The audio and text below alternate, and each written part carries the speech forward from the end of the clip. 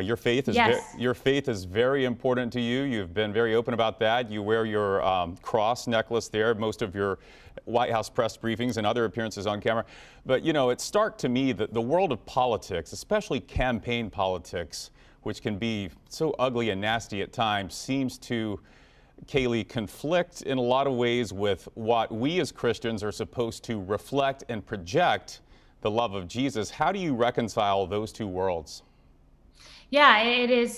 Politics certainly does oftentimes descend into, mano a mano, if you will, attacks. And I think that we've got to continue to look at each other through the lens of Christ. And, for me, I find my home in the Republican Party because I'm someone who's very pro-life and believe in religious freedom, and that party houses my values.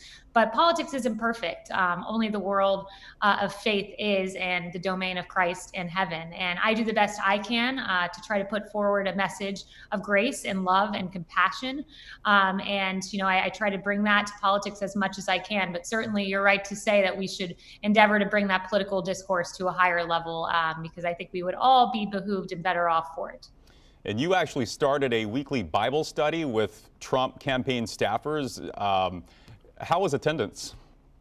Oh, it was good. We got a few weeks in there before the pandemic hit, and we had, I would say, probably 24 at our first meeting, and it went to about a dozen, and then the pandemic hit, and we started doing Zoom, like we're doing now, Bible studies, and it was a great opportunity for young men and women to come together, to bring our faith to the table, and try to keep that central, because as you said, the political world can often descend into a bit of chaos, so to have that as kind of our center goalpost each and every, I think it was Friday we did it, was a really meaningful thing. And after I left, my sister kept it up. I left to go to the White House, and my sister kept it up on the campaign. Did you ever speak with President Trump about his faith or share your faith with him?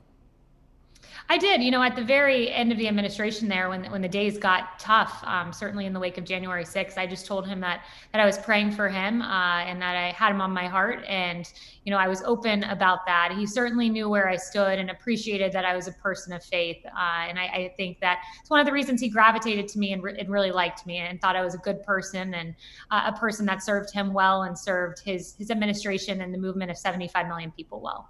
Did he ever share his faith with you? No, I think the president, he was always about getting down to business. We didn't really talk about his faith. He certainly is a Christian. I know that. And beyond that, we didn't really get too much into the personal, but he was someone who was always all business all the time, except the few times, and they were, I say few, but semi-regular times that he would often ask about Blake and my husband and my family, which said a lot about him. His very first, when I took the job, his very first words to me is, "Your daughter going to be okay?" And I said, "Yes, she'll be just fine," which meant a lot to me. Has he stayed in touch with you post White House? He has. He calls me, every few weeks, and I call him, and we keep in touch because in addition to being a boss, he also became a friend to me, and we will continue to stay in touch every few weeks here. And we'll see what his future holds.